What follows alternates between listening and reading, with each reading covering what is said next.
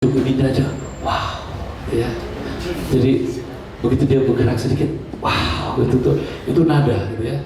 Begitu lihat tersenyum dia nada, gitu kan. Rambutnya terurai segini nada, gitu ya. Melihat terpejam dia nada, gitu kan. Dia menyentuh saya nada, kita berpelukan nada, gitu kan. Kita berciuman nada. Loh, ini bahasa seniman, nggak apa-apa, gitu kan. Kalau bicara sama pegawai DKI gini susah, ya. Paham, gitu ya. Karena pikirannya porno.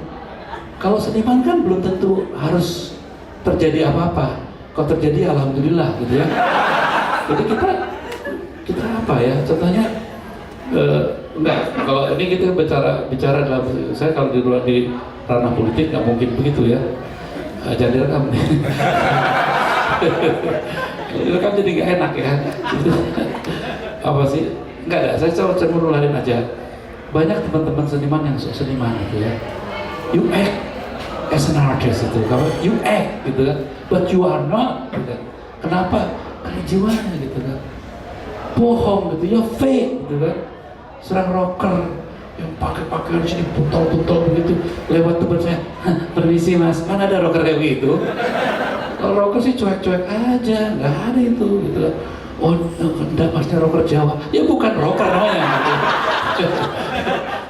Jadi kalau banyak kayak seniman ya, bahasa kita beda.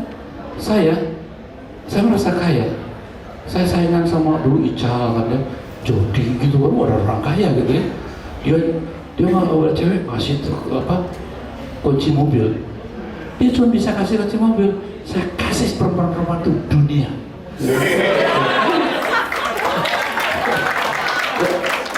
Sama seniman tuh enak. Ada jalan, kamu gunung, besok gunung itu ada di meja kamu. Kamu mau awan, besok saya bungkuskan untuk kamu. Ical nggak bisa gitu, nggak bisa. Dia harus cash and carry.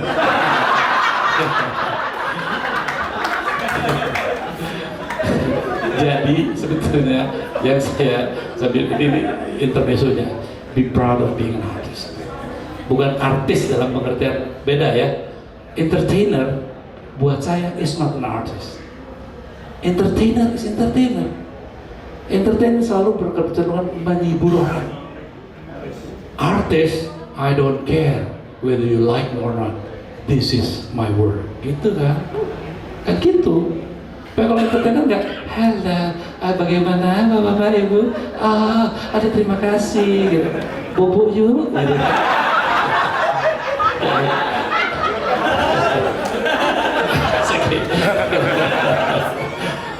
Artis nggak gitu, makanya ini boleh direkam oleh ini ya. Kadang-kadang saya nggak ngerti kalau seniman itu dipanggil menteri, kayak perempuannya dandan ke salon harus pakai rapi. What the hell, apa yang terjadi? Ini dekadensi kesenimanan ya. Saudara-saudara yang seniman, tolong camkan ini dalam hidup kamu. Ini benar nih, ini doktrin. Oh, posisi kita nih, status kita sebagai seniman. Ini Gusti Allah Tuhan, malaikat, ya, nabi-nabi, para wali, seniman. Politisi, menteri, segala presiden itu nomor 17. Jadi kalau kita seniman, ya, merasa lebih rendah sama mereka-mereka, apa yang disebut tadi nama tadi itu ya, come on, gitu kan ya. Saya nggak pernah marah sama mereka karena saya maafkan. Saya kenapa nggak pernah marah sama SBY? Saya maafkan. Kenapa? Ranking kita lebih tinggi. Jadi oke, SBY, saya maafkan kamu. Gitu kan? Jadi yang saya nggak ngerti kenapa gitu ya. Dulu bertua saya itu ambasador, saya crossboy, dikenalnya rambut segini, masuk sekolah ngelamar, kan kerjanya ngeband.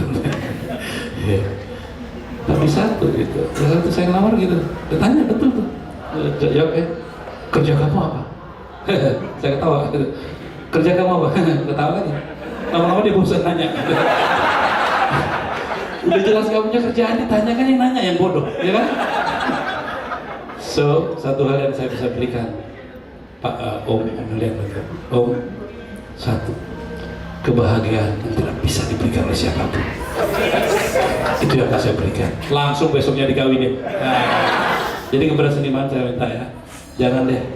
Dan saya terus terang aja, sorry ya, dan teman-teman. Ribut-ribut itu bukan domainnya seniman. Kalau seniman tidak bisa memaafkan, itu senang palsu pasti. Tidak ada ruang kebencian sedikit pun di hati seorang seniman. Menurut saya, hati kita ini terlalu sempit untuk menyimpan sebuah kebencian atau pendendam. Kayak lirik lagu ya? Enggak, tapi benar-benar. Makanya kenapa saya marah sekali. Maaf saya lihat banyak kan teman-teman yang baru terkenal kemarin sore itu laganya, iya kan? Saya datang, saya nggak mau sebut nama. Penyanyi yang luar biasa lah. Ya saya kan kayak orang kampung gitu, kalau datang kan biasa dulu kita aja gitu. Saya kan kalau kagum sama seorang langsung saya senang gitu. Wah, saya harus deketin dia gitu. Kayak saat kemarin saya ketemu kita itu tahu ya. Bukan kita Wiryawan kan? kita I'm your best, saya fans kamu berat gitu kan. Saya senang kamu gitu. Enggak saya bisa fans kamu dulu gitu. Kamu habis itu nyebut kamu fans saya terserah, tapi saya fans kamu dulu. Ada juga satu ini orang baru terkenal itu. I like his voice, saya senang dia. Wah, gayanya udah kayak John Lennon gitu kan ya. Kok seniman besar gitu kan. Nah itu yang saya tidak bisa apresiasi. Humble is being humble. Saya juga terus terang saya nggak pernah mau. Ini saya ngaku, tanya lah, ada Yoki nih. Sejarah motor apa? Ngaku begini begitu. Nggak apa-apa. Kenapa saya tidak pernah menuntut royalti? Ini tolong dicatat. Oh, tanya waktu itu ada orang ini. Pernah saya nggak ngurus royalti nggak? Saya cuma satu waktu itu. When I write the song itu, waktu saya nulis lagu itu, saya dedikasi ke seseorang. Seseorangnya sudah saya dapat. Masa uang juga lagi kan, terserah itu namanya ya. Kalau orang mengatakan lo sok kaya, lo bukan itu. Ini masalah filosofi prinsipnya. Karena saya tahu persis hidup saya luar biasa kagumnya sama Yogi, sama orang yang berani hidup dengan dari musik. Saya terlalu rasional untuk memutuskan enggak, makanya saya di Gas and Oil ya. Kenapa? Because I love music very much. I don't want to, saya tidak mau gitu mengotori dunia musik dengan saya. Ini Yogi tahu, dia tanya, kalau kita rekaman, ini orangnya ada. Si Aju itu ya, datang. Rasnya gini nih, banyak kurangnya ras, gini ras gitu. Dia tanya semuanya gitu kan. Aduh, sini. Dan di mana? Duduk sini dong, duduk tengah sini nih, di sini. Lu dengerin deh. Nah, lu pernah dengerin gitu. Nah, dia dengerin, kita tinggal. Kunci di dalam. Nah, itu beneran cara kita. Lu gila tuh. Lo yang mau produser apa lo gue yang gitu? Kalau nggak lo keluar, gitu. Itu kita gitu. Sama Allah juga tahu dia, kalau saya tahu dia. Kita tegas-tegas aja gitu kan. Nah, kenapa saya bisa begitu? Karena saya membebaskan diri saya. Ini strategi yang berbeda.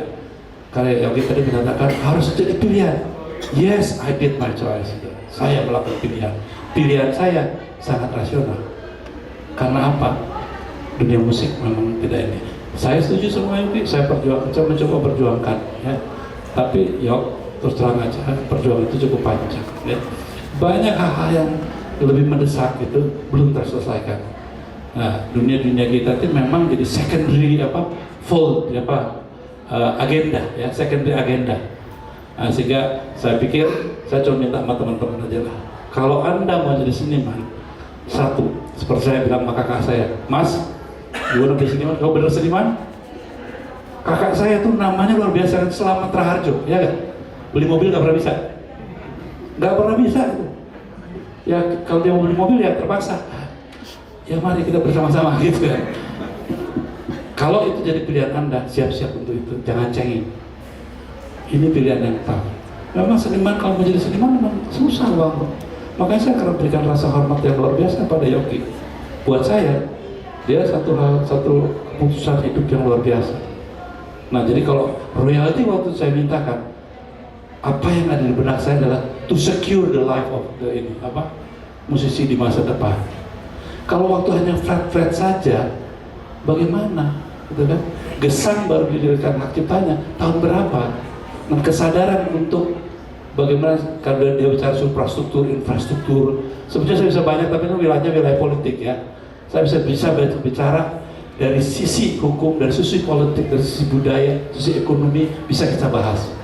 Tapi bukan tempatnya di sini, ya. Di sini saya cuma mau share tentang the beauty of music. Musik adalah bahasa yang indah, bahasa yang membuat saya, walaupun sudah 63 tahun, saya selalu merasa 17.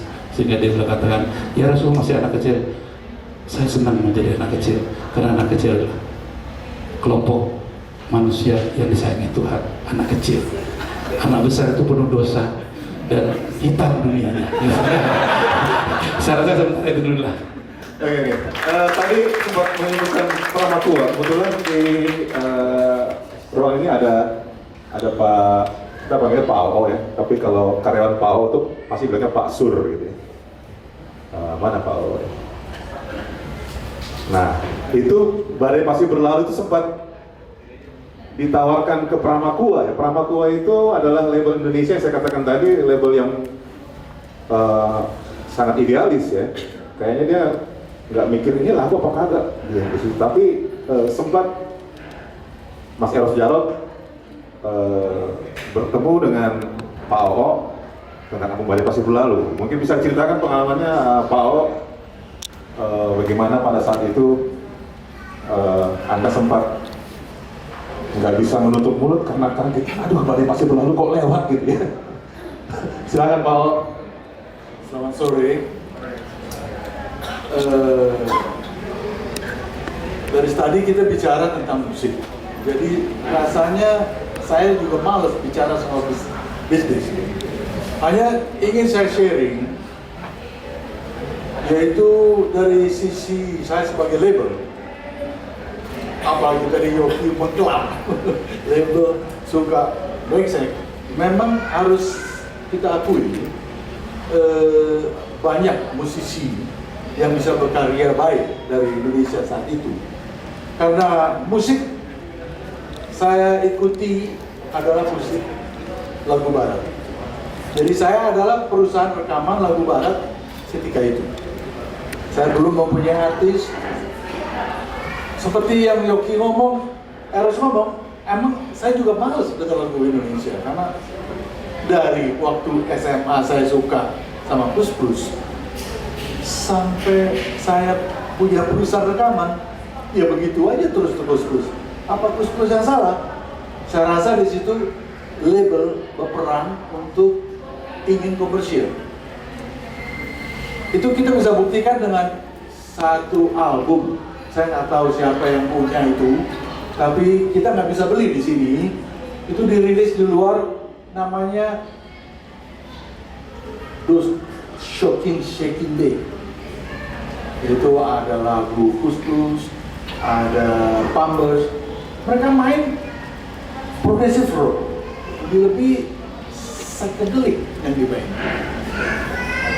Saya heran, karena saya sendiri pun karena tidak mengikuti perkembangan lagu Indonesia saat itu, saya heran bahwa saat itu kita sudah punya musisi yang main ke situ, tapi tidak dikenal dan tidak didengar. Nah, revolusi musik itu menurut saya ada di akhir tahun 60-an. Proses. Semua musisi saat itu di barat berontak. Dari rock and roll, Beatles sampai disebut dia yang membunuh rock and roll. Ya, kalau kita lihat proses Beatles dari lagu Love Me Do, single pertamanya sampai album lagu-lagu yang di Sgt. Pepper, hilang rocknya. Rock and roll-nya hilang, bukan rocknya yang hilang. Nah, itulah awalnya progressive rock. Di kita waktu itu gue punya platform. Momen musik bagaimana? Dilarang gitu sama ayahnya guru. Jadi apa yang kita dengar, Badai Pasti Berlalu dan album Guru Gipsy, itu adalah suatu pemberontakan yang saya anggap itu keluar dari keinginan label. Apa yang mereka lakukan adalah saya ingin musik saya didengar orang. Seperti Eros ngomong itu, kok nggak ada yang mau dengar lagu Indonesia ya? Bisa ya. Nggak kena waktu itu tuh musiknya begitu terus pop standar. Kalau kita bilang itu standar pop tahun 50-an gitu. Bukan 60-an, 50-an. Sebab 60-an kita udah kenal Beatles, udah kenal Rolling Stone. Lalu musiknya tetap pop yang standar. Nah, bedanya adalah ya itulah passion.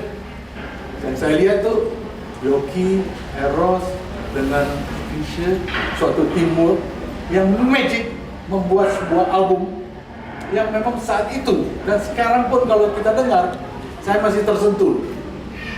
Nah itu jarang saya dengar lagu Indonesia itu yang ya membuat saya tersenyum. Asik. Guru Gypsy agak jarang saya dengar, agak ruwet soalnya itu. Itu lebih nggak kompromi sama pop. Kalau Eros dengan Yoki masih pengen didengar banyak orang. Nah, itu proses. Saya melihat prosesnya ketika Yoki rekaman. Saya tidak mengikuti Yoki rekaman dengan The Mercies, Pampers, saya nggak ikuti. Tapi yang saya tahu Yoki itu rekaman God Bless di Pramapua. Selesai rekaman itu, Yoki memang waktu itu udah tekad dia mau jadi musisi, dia mau hidup jadi musisi. Nagih dia, Pak ada job lagi nggak? Loh, mencoba lagi. Mau main yang komersial nggak? Apa itu? Sebab saya nggak tahu dia bahwa dia itu main komersial. Hanya saya dengar ketika Yoki main di God Bless, dia mempunyai nuansa harmoni yang memang waktu itu kita semua lagi suka sama progressive rock. Udah saya bilang, kamu bikin lagu instrumental aja. Lagu instrumental yang kamu karang, Ares, apa yang kamu suka? Nah, itu yang kita dapat musik santai, musik santai. Lalu Yoki minta yang rock toh, bikin Jurang Pemisah. Dari musik santai, dari God Bless ke Jurang Pemisah sampai ke Badai, itu saya lihat suatu proses seperti band di Inggris, Moody Blues nyanyi Go Now. Kalau kita dengar sekarang dia punya masterpiece Night in Wasatin, itu proses. Yang kita hilang sekarang ini, kita nggak ada suatu proses. Musik pop semuanya ingin menjadi hit. Mulai dari God Bless, ketika saya mengikat rekaman dengan God Bless, saya tidak memikirkan akan jadi ada radio hit. Nah, God Bless waktu itu band panggung, dia juga nggak mikirin bisa punya hit di radio gitu. Dia main aja seenaknya, ya seperti di panggung, walaupun rekaman. Nah, dari Teten, sound engineer kita lah gitu. Temannya Yoki lah, temannya Eros. Dia proses juga dari God Bless, kita sama-sama naif. Suaranya sampai saya terkaget-kaget, tuh butut amat ini hasilnya. Sampai musik santai, Jurang Pemisah, klimaksnya itu Badai. Badai itu sampai hari ini itu saya anggap sound rekaman Indonesia yang kita bisa banggakan, lebih-lebih zaman waktu itu. Nah ini saya lihat apa yang Yoki bicara, apa yang Eros ngomong adalah passion. Akhirnya ada suatu karya jenius yang menghasilkan tuh Badai Pasti Berlalu. Maaf Roni, bukannya saya mengecilkan, terlalu berat untuk saya nilai itu Guru Gypsy, karena Anda tuh lebih lagi melangkah, lebih nekat lagi gitu. Anda dimaafkan. Ya, Eros datang karena Eros memang dia studi di Eropa, walaupun dia tidak terjun di dunia bisnis, dia tidak pernah, saya yakin dia tidak pernah bekerja di label, tapi Eros pernah rekaman, yaitu Barome. Saya juga nggak pernah punya. Dia tahu bahwa seharusnya itu royalty. Jadi memang gara-gara hukum hak cipta kita ketika itu tidak jelas, ya, kita tidak mengenal bahwa sebetulnya perjanjian bisnis yang baik itu adalah secara sistem royalty. Baru belakangan, walaupun saya yang mulai di Indonesia, tapi tertinggal puluhan tahun. Harus datang ke Pramakwa, dia bilang saya mau royalti. Saya bilang oke, bagus bisa royalti, tapi saya minta penggantian pembuatan master ini. Boleh. Itu wajar. Karena dalam bisnis kalau saya ganti biaya masternya, jadi master punya saya. Tapi bukan berarti saya bisa eksploitasi tanpa pembagian rezeki. Karena si artis dan semua yang terlibat punya bagian. Eros minta royalty. Cuman Eros minta pembayaran masternya 5 juta. Saya agak kaget karena itu adalah harga yang saya beli buat God Bless flat. Saya juga tidak tahu bahwa Eros menghabiskan studio begitu banyak menggali sampai utangnya ribet besar sama si Icuk siapa? Sinar Mas? Icuk Sinar Mas ya? Irama Mas. Terlepas lah master itu dari tangan saya. Akhirnya Eros balik ke Icuk, terus Eros pergi. Semua bisnis diurus sama Icuk. Sampai di situ doang yang saya tahu. Yang kita perlu sharing di sini untuk generasi yang muda, yaitu seorang musisi, seorang artis musik itu membutuhkan suatu proses untuk mencapai kesempurnaan atau menghasilkan sesuatu yang bisa dibanggakan. Jadi kalau baru masuk rekaman udah ngetop, langsung dapat hit, saya melihat itu kiss of death. Habis itu sampai di situ. Lu udah nggak mau belajar lagi, lu nggak mau maju lagi, ya lu tetap terus pengen jadi hit but income. Itu bedanya antara yang seperti tadi Eros ngomong, saya setuju sekali. Seniman, musisi, it's not easy. It's not an easy life. Susah. Tapi merekalah yang bisa merubah dunia, merekalah yang bisa membuat kita tersenyum. Maaf, saya tidak ada lagi lagu Indonesia yang hari ini saya bisa dengar tuh. Kalau ini Pak, Agnes Monica yang lagunya Eros, enak nggak? Tetap, itu komersil. Kita bicara soal komersil.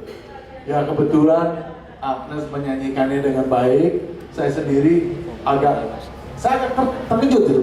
Loh, bagus nih lagu si Eros waktu dibikin. Saya nggak perhatiin lagu yang muda. Eros udah di musik lagi saya bilang.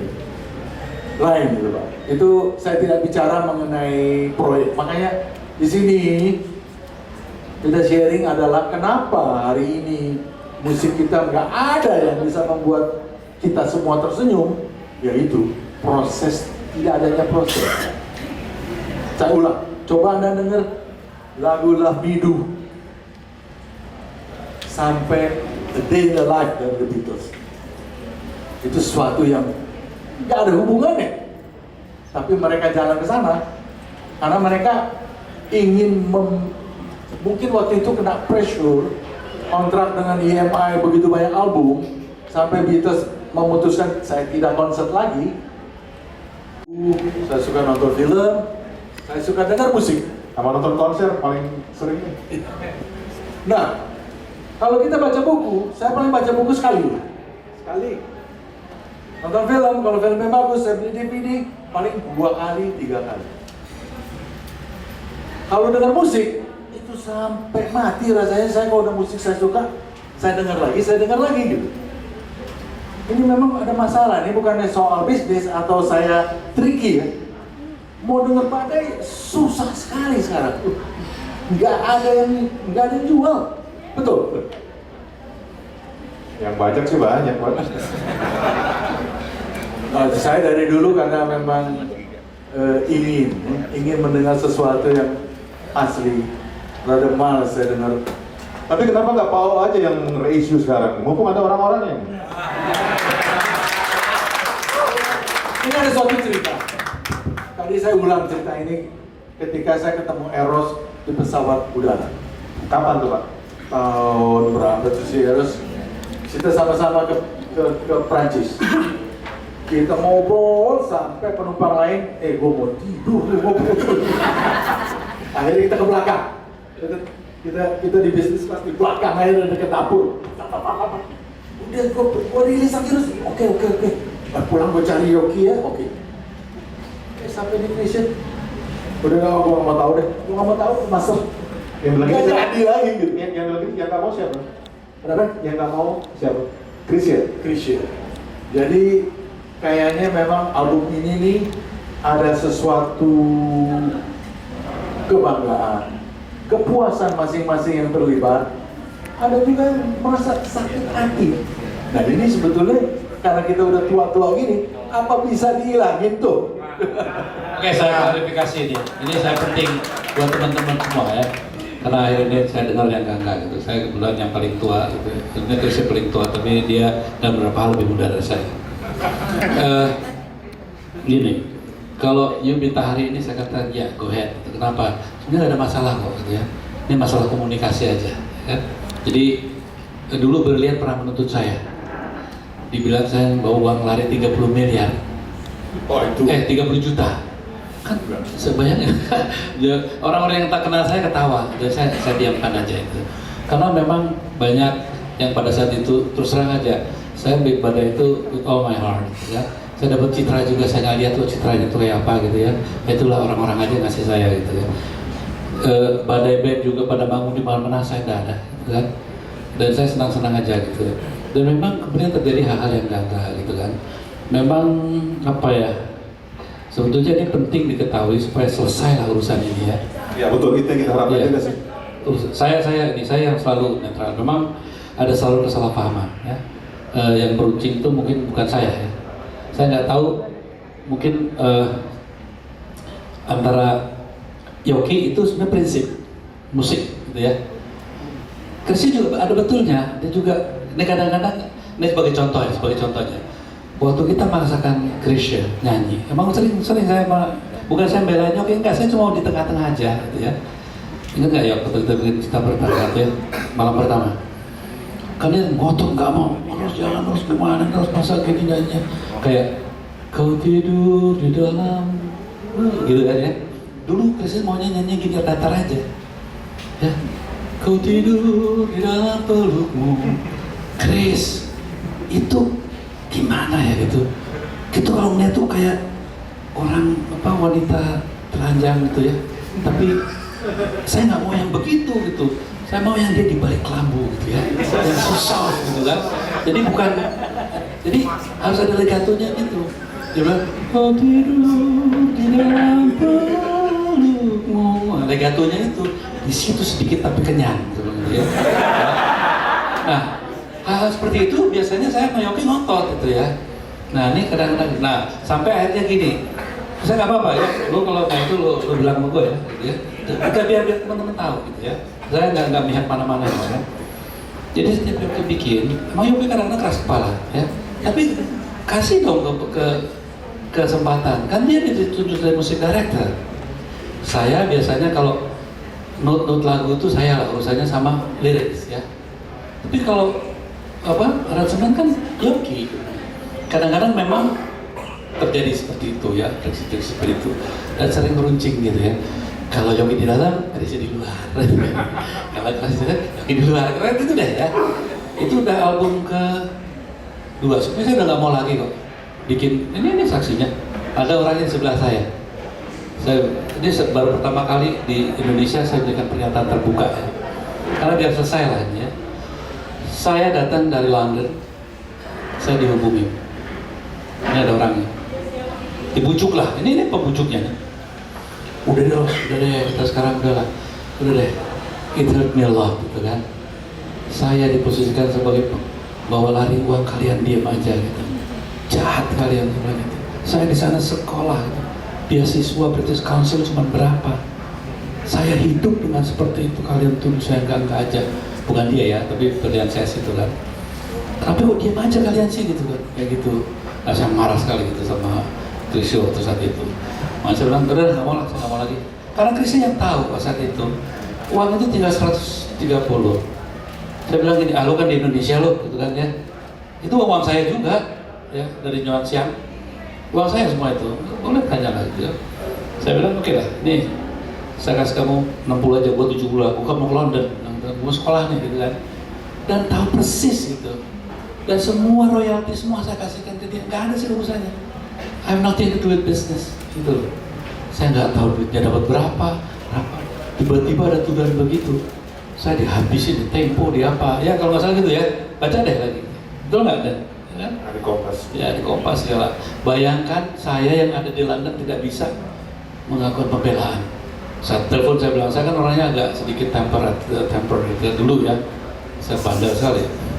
Saya mau pulang ke Indonesia, kakak saya keluarga Jawa. Kalau kakak saya bilang itu saya nggak berani. Dia perwakilan bapak saya.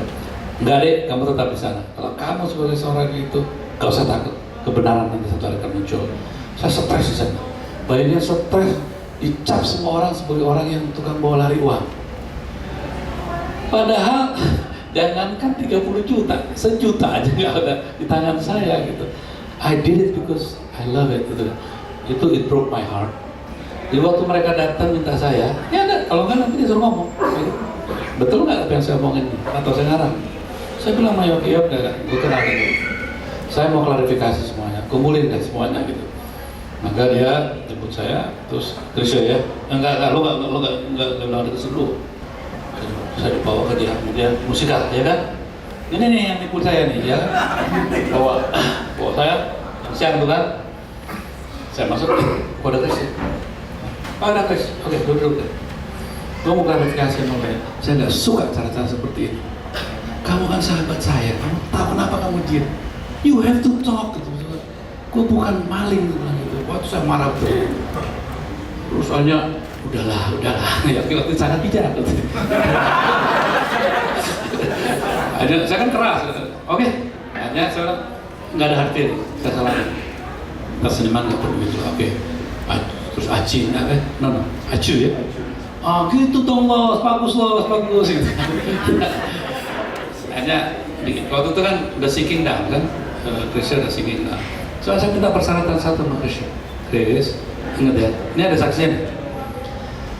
Kalau nanti album ini sukses, please don't repeat it again, ya kan? Nggak, kita tetaplah, gini jangan ini. Gue nggak mau deh ada yang ribut-ribut gitu. Itu janji loh ya, oke janji saya. Nah kalau enggak, kalau salah saya taruh di koleksi ya. Saya ngomong apa adanya, itu direkam, jadi siapapun bisa mengargumentasi saya. Ada saksinya juga Aju. Karena ini jadi berkembang jadi nggak sehat itu ya. Pusing saya karena ribut-ribut terus. Nah satu hari memang terjadi gitu ya. Mulai album pertama, wah bagus. Resesi dia. Ya, mulai album kedua, mulai ini. Kok itu sama-samanya gini-gini? Ya kan ngomong sendiri aja, kenapa sih? Aku kayak enak, mulai itu.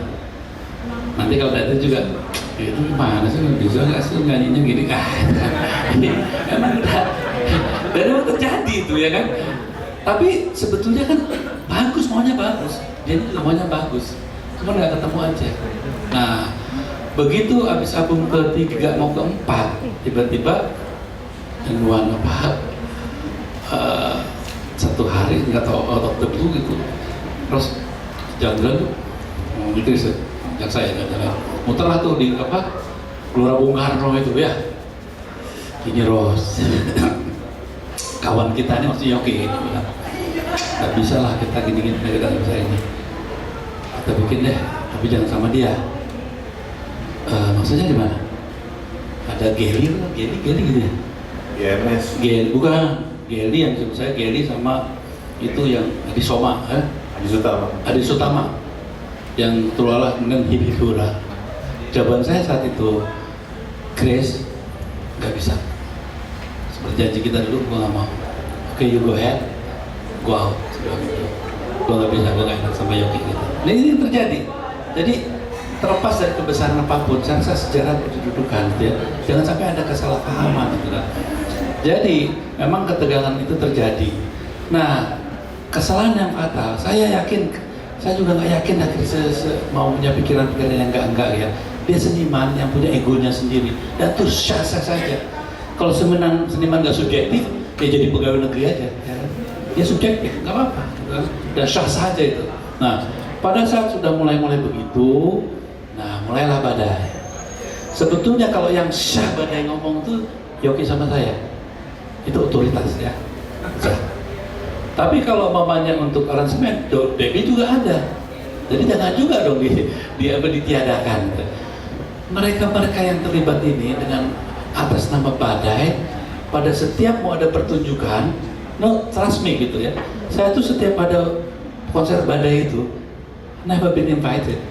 Saya nggak pernah dikasih tahu, nggak pernah diundang. Loh, betul nggak ya? Jadi terakhir kerendang pertunjukan jam 7, saya dikasih jam 6 gimana? Saya bilang, what is this gitu kan? Dan saya nggak apa-apa. Tapi kalau semua teman-teman pada gini-gini, akhirnya mulai itulah bicara sampai akhirnya berakhir dengan sekarang ada di tuntutan-tuntutan itu ya. Yang sangat saya sayangkan, sebenarnya tidak perlu terjadi.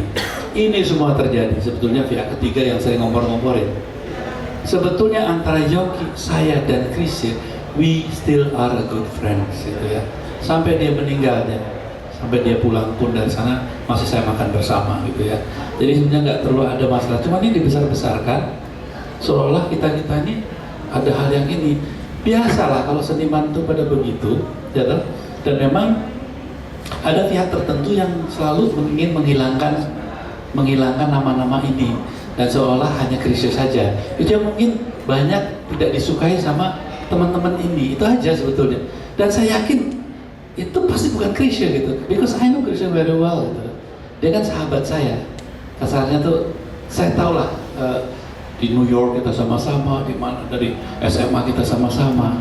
Dia nggak seperti itu, tapi mungkin ada pihak-pihak tertentu yang membuat seperti itu. Jadi saya terakhir bilang sama Yogi gitu ya, contohnya even sampai sekarang gitu ya, buat saya apapun namanya kita bertiga ini satu hal yang tidak bisa dihapuskan begitu saja.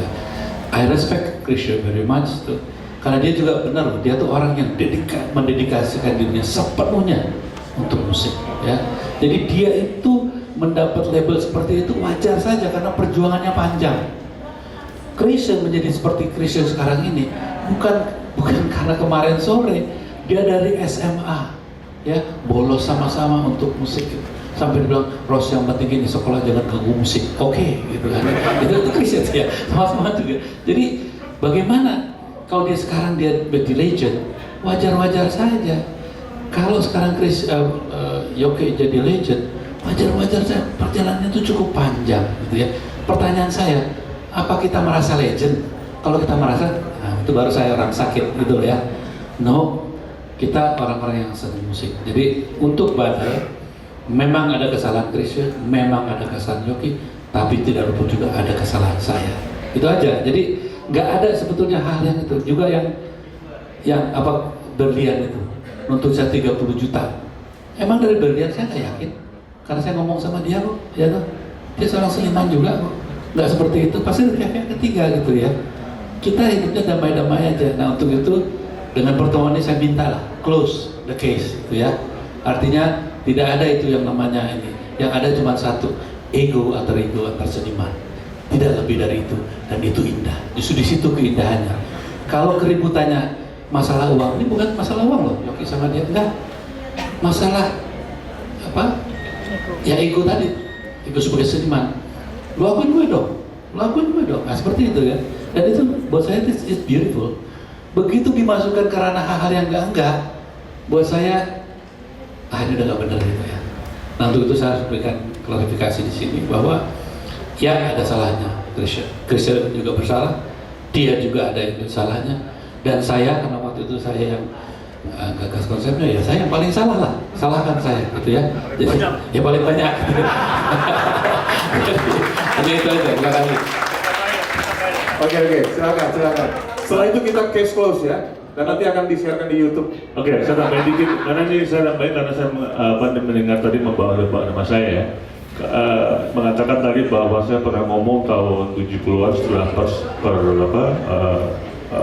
tuntutan dari Budiana Kahuruk yang kemudian saya memberikan komentar kemudian ke kanak-kanakan.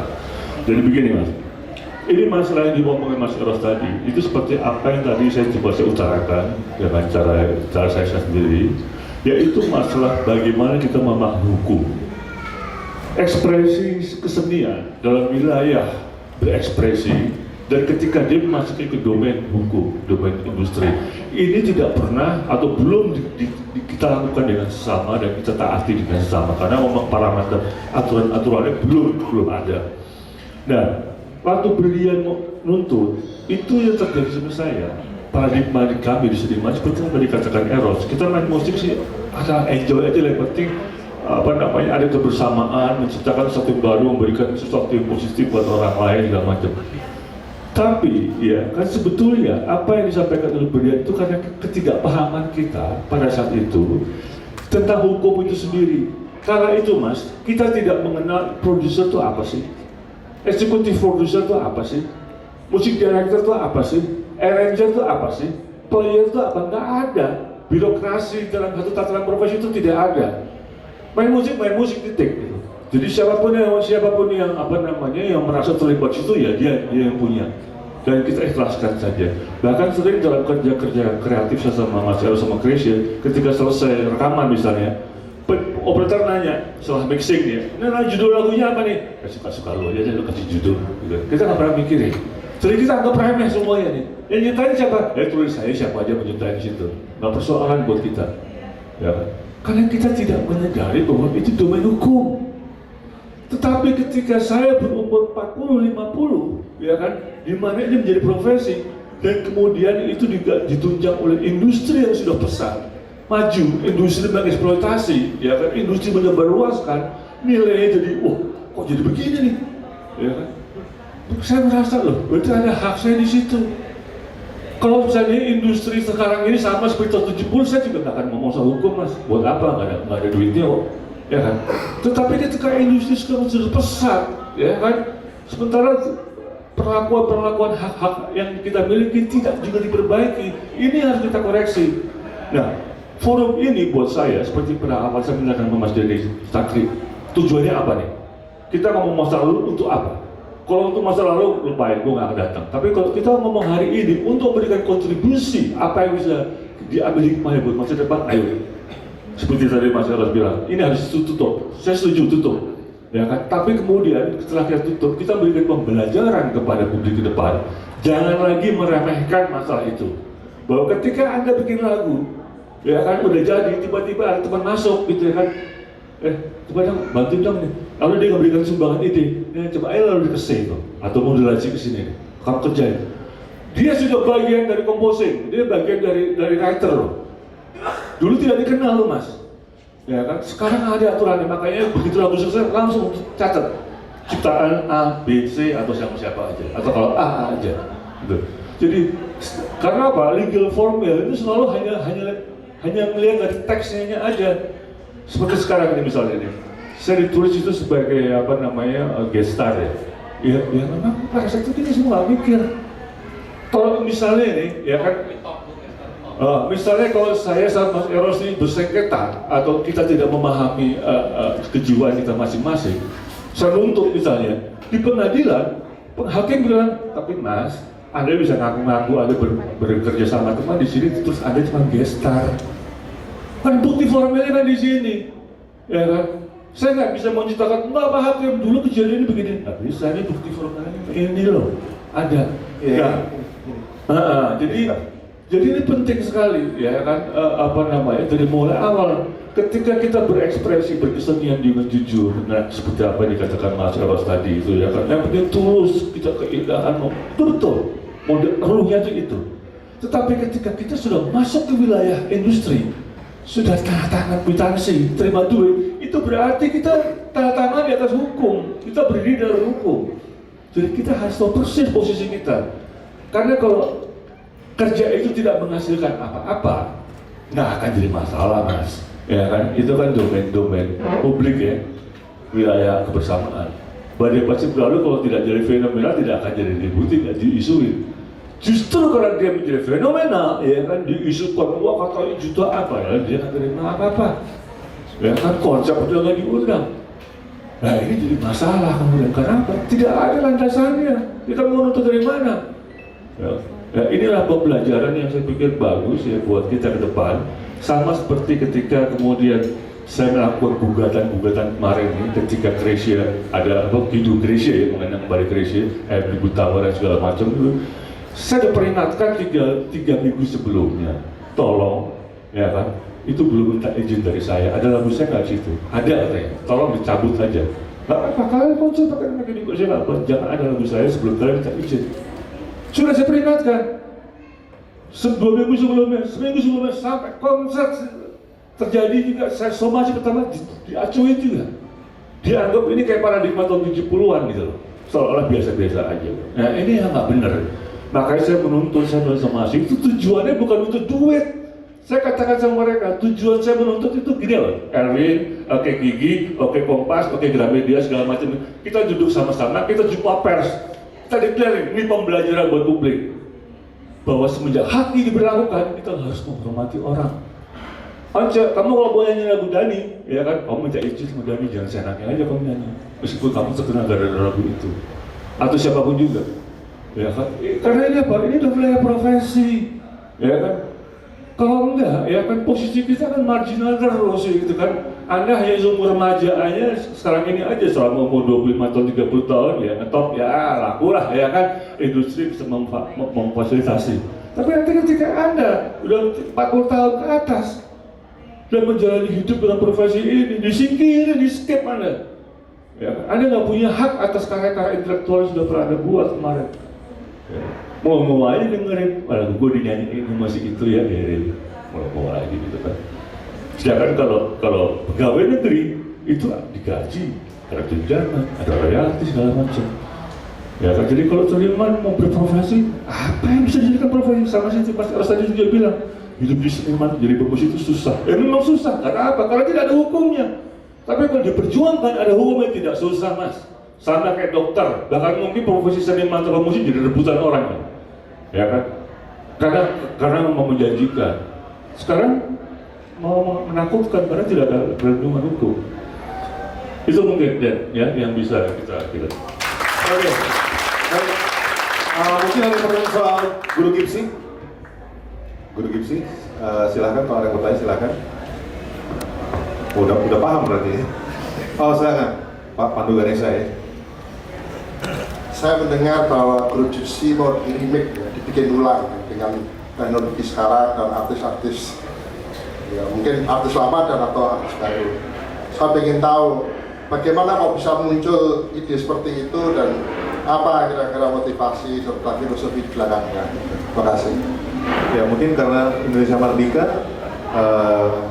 karena writersnya adalah Bang Roni Harahap, mungkin yang bisa jawab kali. Katanya ada yang akan meremake Indonesia Merdeka. Apakah Bang Roni dihubungi atau malah pura-pura dilupain? Tolong diceritakan Bang Roni. Terima kasih. Kira-kira setahun atau 2 tahun yang lalu, saya dihubungi seseorang, dan pada waktu saya datang ke tempat pertemuan, disitulah saya ketemu Eros. Udah kenal Eros sudah lama, itu waktu di Citos. Saya datang ke Citos, ketemu seseorang ini, kan tunggu sama Eros, ketemu nomor handphone. Nah terus, memang waktu itu ada rencana produksi lagu Indonesia Merdeka. Kira-kira 2 minggu yang lalu, Kinan pulang dari Australia, dia telepon saya. Kinan kalau ngomong terus terang kurang jelas itu spellingnya. Ya, udah tahu. Apa sih Kin? Yang ngomong ini apa? Kebetulan lagi saya di kantor. Apa? Belakangan saya tahu bahwa lagu Indonesia Merdeka sudah di remix. Penyanyinya saya nggak tahu siapa, tapi produsernya kalau nggak salah Kadri. Kadri itu lawyer dan penyanyinya Makara Band. Dan yang sangat saya surprise bahwa katanya saya dengar itu lagu direkam, diambil cuplikan keyboardnya kalau nggak salah, dikirim secara digital ke luar negeri, dan ternyata yang dihubungi di sana yang disuruh untuk memainkan ulang itu Rick Wakeman, pemain keyboard Yes. Dan Kadri bilang, wah bang, persis loh Bang Roni dimainin sama Rick Wakeman. Saya bangga sambil saya ketawa gitu. Jelas aja lah, Rick Wakeman ilmunya di atas saya lah. Kita pernah lihat Rick Wakeman main. Terus saya komentar, Dri, harusnya lu ngomongin dong sama siapa dah, lu ngomong siapa tuh? Itu Chopang Larung yang mainin Tony Banks. Tapi gua nggak yakin Tony Banks bisa mainin Chopang Larung. Karena terus terang Chopang Larung saya main waktu itu, saya tidak pernah berniat nulisin. Sengaja supaya saya bikin sehingga orang tidak bisa mencuri main. Tiba-tiba anaknya Debbie Nasution, Om Roni, aku minta dong not deh. Saya notnya udah lupa. Mungkin kalau dipaksa ingat masih bisa ingat. Nah, jadi itu orang anak umur 19 tahun, Pak. Berapa puluh tahun yang lalu tuh ya. Jadi saya adjust duit, saya suka begini udah. Sama kayak Eros, sama kayak Yogi, mungkin belum mikir akan jadi begitu. Dan sekarang ada lagi yang bilang, Bang Roni, itu nanti kan tanggal sekian mau diluncurin. Gila juga tuh orang, masa Bang Roni gua diundang? Bukan belum diundang kali, dia belum kirim undangannya ke gua. Umur 58 kan kita udah mulai berpikir bijak, ya Mas ya. bijak sana, bijak sini, bijak sana, bom lagi. Jadi saya pikir ini anak lupa mungkin kirim undangan. Akhirnya saya bilang, saya email, lo katanya mau ngomong sama gue, ini sore aja, ini kita berkumpul sini. Waduh, gue lagi di Malang bang, waduh ribet banget, lagi ribet gue. Oke, kalau gitu Selasa atau Rabu telepon gue di nomor telepon yang ini ya. Siap nih bang, jam 2-an ya, telepon gue. Jadi saya mau tahu apa yang dia mau bicara sama saya. Jadi kalau bapak bilang itu mau diremis Guru Gypsy, mungkin ya karya itu mungkin demikian membuat orang bertanya-tanya dan penasaran, jadi akhirnya diremix ya. Cek bilang sama Handadan, udah deh itu mereka bikin deh. Gue mau ngajak lu sebetulnya 4-5 tahun lagi kali, gue pengen lu organize, ajak teman-teman bikin satu karya musik yang namanya The Second Chance, kesempatan kedua. Itu baru mungkin saya main keyboard lagi. Eros nantangin, Ron, lu bikin yang gila, kamu jangan suruh gue gila mulu, dari dulu gue gila. Jadi enggak, gue mau bikin satu yang, Pak, maaf, Roni harap satu hari akan mati ya. Saya mau bikin satu, ingin bikin, itulah membuat saya lari 1 jam 2 hari sekali. Saya membuat karya musik yang membuat orang berpikir. The Second Chance, Bapak tahu kan, kesempatan kedua, itu ide saya dari mana? Itu ide cerita tentang Nabi Adam diturunkan ke bumi. Terus Tuhan bilang, jangan khawatir, nanti satu hari akan turun petunjukku, kau ikuti, kau akan kembali.